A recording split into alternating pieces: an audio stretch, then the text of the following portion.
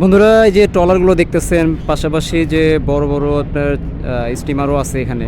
তো এগুলোতে কিন্তু সারা বাংলাদেশ আপনার পণ্য আনা নেওয়ার কাজে নিয়োজিত থাকে। এর পাশাপাশি কিন্তু এখানে কিন্তু অনেক লোকের কর্মসংস্থানও আছে, বিশেষ করে এখানে যারা আর কি বিভিন্ন ভারী পণ্যগুলো যে উঠানামার কাজে নিয়োজিত থাকে। তো এটা কিন্তু পুরো বুড়িগঙ্গা নদীতে কিন্তু এটা আপনার বিস্তার আছে, আরও আছে এখানে ছোট বড় অনেক রকমের ছোট ছোট ট্রলার বা নৌকা আছে। তো এগুলো কিন্তু আপনার সারা বাংলাদেশে কিন্তু পণ্য আনানোর কাজে কিন্তু নিয়োজিত থাকে।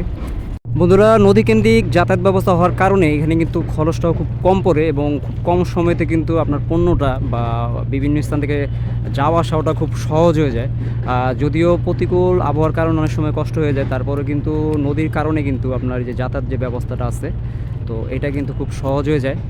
আর এই যে ঘাটটা দেখতেছেন, তো এখানে কিন্তু বুড়িগঙ্গাতে এখানে কিন্তু সোয়ারিঘাটের দিকে তো এরকম কিন্তু বেশ কয়েকটা ঘাট আছে। তো এই ঘাটগুলো ধরেই কিন্তু বিভিন্ন স্থান থেকে মাল আসা যাওয়া করে। আর এই ঘাটগুলোতে কিন্তু বিভিন্ন স্থান থেকে মালের যে বাহনগুলো যেগুলো আছে, ট্রলার বা স্টিমার যেটাই আসে না কেন, এখানে কিন্তু থামে কিন্তু।